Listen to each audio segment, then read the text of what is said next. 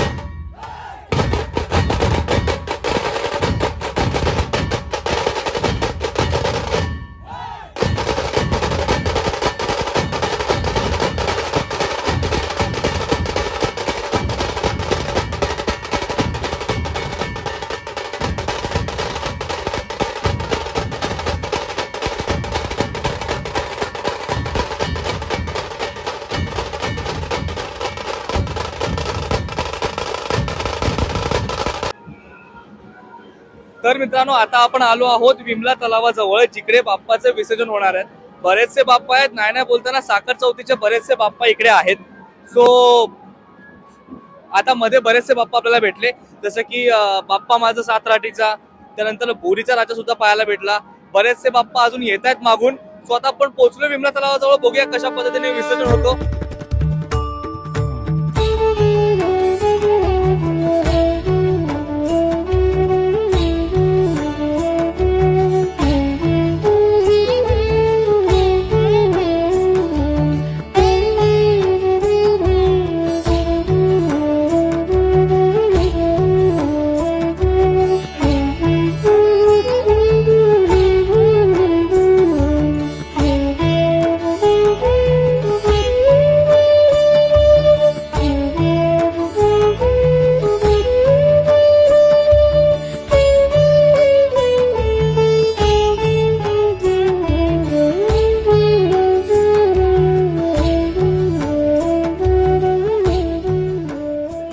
मित्रांनो आपल्या समोर आहे बोरीचा राजा.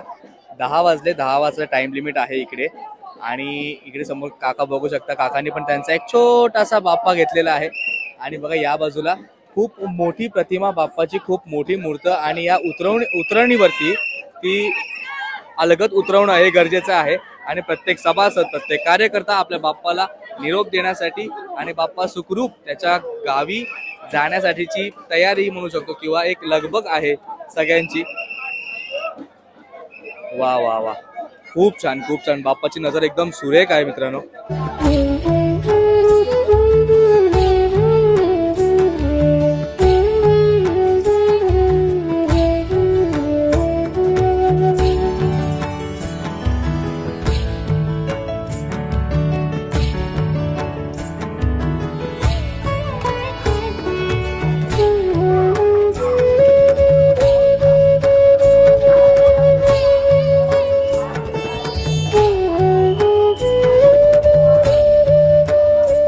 आपल्या समोर बाप्पा माझा सातराटीचा बघू शकता, पूर्णपणे फुलाने भरलेला आहे मित्रांनो. खूप छान, खूप सुंदर अशी बाप्पाची मूर्त. मला बाप्पाचे डोळे हे खूप छान वाटतात. बघू शकतो मित्रांनो आपण.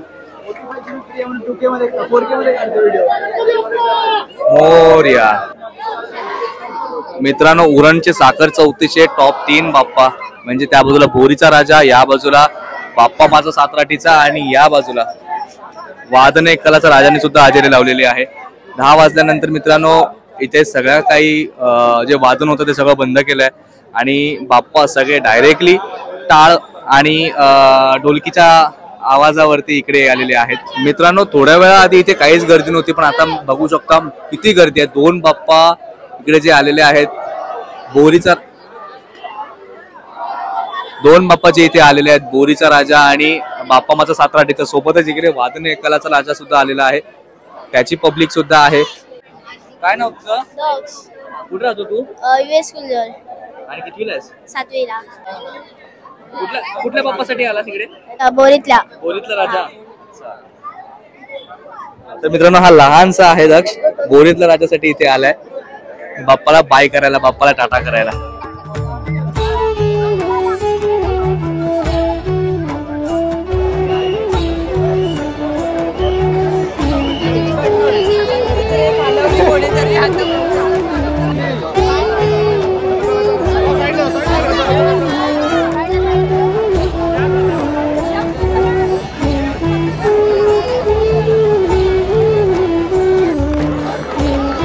मित्रांनो बघा, तिन्ही पण बाप्पाची सोबत आरती सुरू झाली आहे. आणि एवढा सगळा समुदाय सगळे एकत्र आरती बोलतात. तिन्ही बाप्पा सोबत लाईनशीर आहेत.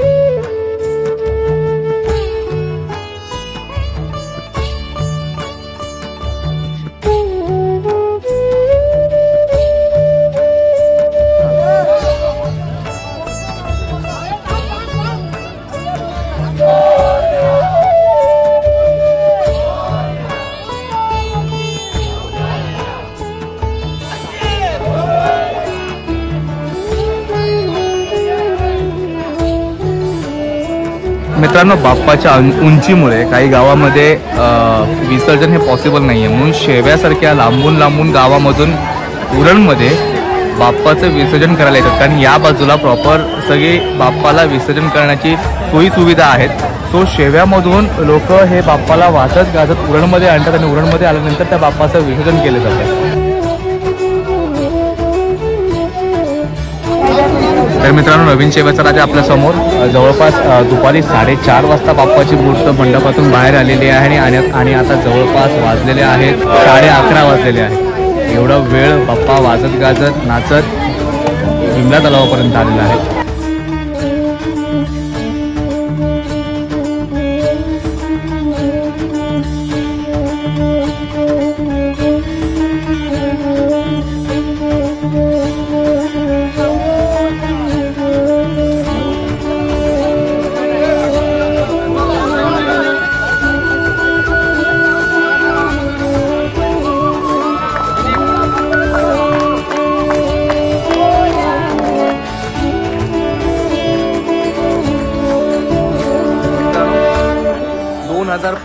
चे गणपती हे सगळे विसर्जन झालेले आहेत. या वर्षी खूप काही नवीन गोष्टी पाहायला मिळाल्या, खूप काही नवीन गोष्टी शिकलो, बऱ्याच गोष्टी नव्याने अनुभवता आल्या. हा शेवटचा गणपती नवीन शेव्याच्या राजाचा उरणमधला साखर चौथीचा. यानंतर थेट आपण पुढच्या वर्षी भेटणार आहोत गणपती सिरीज घेऊन. ही सिरीज कशी वाटली नक्की सांगा. या सिरीजमध्ये खूप काही गोष्टी अनुभवण्याचा प्रयत्न केला, खूप काही नवीन गोष्टी इम्प्लिमेंट करण्याचा प्रयत्न केला. व्लॉग आवडला असेल तर व्हिडिओ लाईक करा, शेअर करा, चॅनलला सबस्क्राईब करा आणि आम्हाला इंस्टाग्रामला फॉलो करायला विसरू नका. भेटूया पुढच्या अशा छान अशा व्लॉगमध्ये. तोपर्यंत धन्यवाद, काळजी घ्या.